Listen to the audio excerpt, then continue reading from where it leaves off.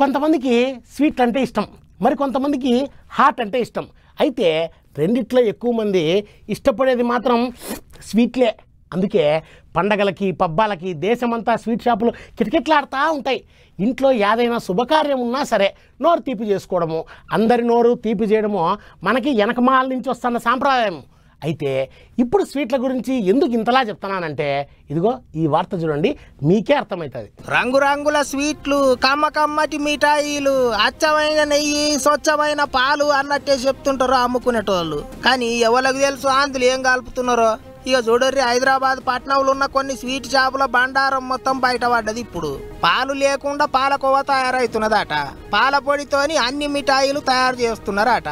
సరే ఇక పాలు వాడకపోతే మాయగా పాల పొడి అన్న ఆయమన్నదా అంటే అది కూడా డేట్ అయిపోయిన పాల పొడితోని స్వీట్లు తయారు చేస్తున్నారట. అగ చూడర్రి, తిండి చెకింగ్లు చేసే ఆఫీసర్లు పోయి తనిఖీలు చేస్తే సంచులకు సంచులే బయటపడ్డది డేట్ అయిపోయిన పాల పొడి. ఏం తక్కువ 5,000 కిలోలు ఉంటుందట. తార్నాకల దామోదర్ అనేటోడికి ఈ పాల పొడి దందా చేస్తున్నాడట. స్వీట్లు తయారు చేసేటోళ్లకు అగ్గువకు అంటగడుతున్నాడట. స్వీట్ షాపులోళ్ళు కూడా అగ్గువకు వస్తున్నది కదా అని తినేటోళ్లను పట్టించుకోకుండా గా పాడైన పాల పొడితోనే మిఠాయిలు తయారు చేసి అమ్ముతున్నారట. ఇంకో పెద్ద ముచ్చట ఏంటిదంటే గీ పాడైన పాల పొడి మొత్తం కర్ణాటక రాష్ట్రంకి వెళ్ళి వచ్చిందట.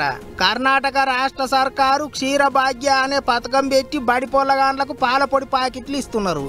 వాటిని పక్కదారి పట్టించి గిట్ల తెలంగాణలో స్వీట్ షాపులకు అమ్ముకుంటున్నారు కొంతమంది. మరిగా ఎట్లా ఎరకైందో ఏమో ఆఫీసర్లు పోయి మొత్తం గుట్టంతా బయట పెట్టిండ్రు. ఎట్టున్నది చూడురి కథ. ఇప్పటికే కల్తీ తిండి చేయబట్టి అడ్డమైన రోగాలతోని ఆగమవుతున్నాము. ఇక ఇప్పుడు పండగలకు పబ్బాలకు ఇంత స్వీట్ కొండపోయి తిందామన్నా గండమయ్యేటట్టు చేస్తాండ్రు.